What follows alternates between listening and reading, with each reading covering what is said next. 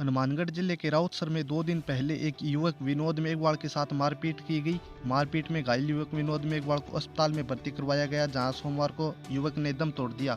विनोद मेघवाल को न्याय दिलाने के लिए पिछले 2 दिन से चल रहा धरना हुआ समाप्त। पुलिस प्रशासन के अधिकारियों के साथ वार्ता के बाद बनी सहमति। आंदोलनकारियों की अधिकतर मांगों पर सहमत हुआ प्रशासन। खेत के लिए वैकल्पिक रास्ता देने पर सहमति बनी और डीएसपी रणवीर मीणा की जगह अन्य अधिकारी अब करेगा जांच। 25 लाख मुआवजा और नौकरी की मांग पर नियमानुसार कार्रवाई का आश्वासन दिया। वार्ता के बाद परिजनों ने विनोद का शव लेने पर जताई सहमति। कल उपचार के दौरान हुई थी विनोद मेघवाल की मौत। युवक विनोद मेघवाल की मौत के बाद माकपा, भाजपा, SC/ST मोर्चा और भीम आर्मी बसपा के कार्यकर्ताओं ने राउतसर चिकित्सालय में धरना प्रदर्शन शुरू कर दिया और शव उठाने से इनकार कर दिया था।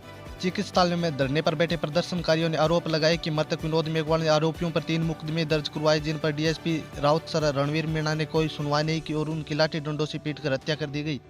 आंदोलनकारियों की मांग थी कि डीएसपी रणवीर मीणा को निलंबित किया जाए और मृतक के परिवार को सरकारी नौकरी, परिवार को 25 लाख रुपए का मुआवजा दिया जाए, साथ ही मृतक के खेत के रास्ते को खुलवाया जाए। मारपीट के बाद युवक विनोद मेघवाल की मौत के बाद आंदोलनकारियों से समझाइश करने पूर्व विधायक सांसद भरतराम मेघवाल और राउतसर पालिका अध्यक्ष श्याम सुंदर मेघवाल भी चिकित्सालय पहुंचे थे।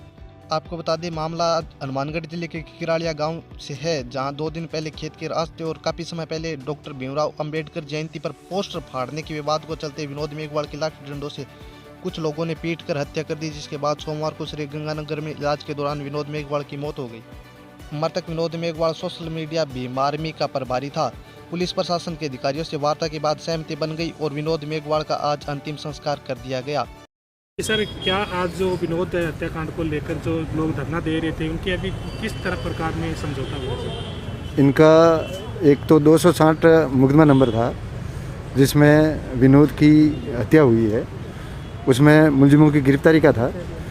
तो उसमें 4 मुलजिम हमने राउंड अप कर लिए थे जी।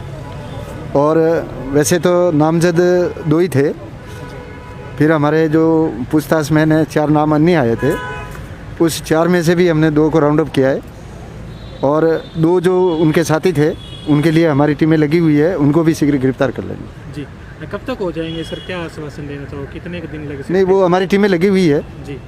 एक जो गाड़ी यूज़ की थी वो गाड़ी भी हमें मिल गई है जी। और शीघ्र ही उनको भी राउंड अप कर लेंगे। जी, अभी जो फैसला हुआ है, किस प्रकार फैसला हुआ है सर? दूसरा उनका मांग थी, जो 5 मांग थी। पहली मांग तो यही थी कि मुलजिमों की गिरफ्तारी की।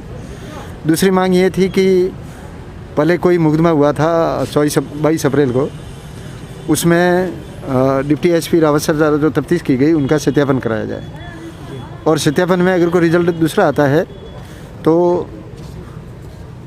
डिप्टी एसपी के खिलाफ भी जो नियमानुसार विभागीय कार्रवाई है वो की जाएगी। मुआवजे को लेकर था सर, मुआवजे में SC/ST एक्ट में प्रावधान है। हत्या वाले केस में 8 लाख का है और बाकी एक जो मुकदमा दर्ज हुआ था जिसमें दोनों तरफ से हत्या के प्रयास का हुआ था, उसमें 2 लाख का प्रावधान है।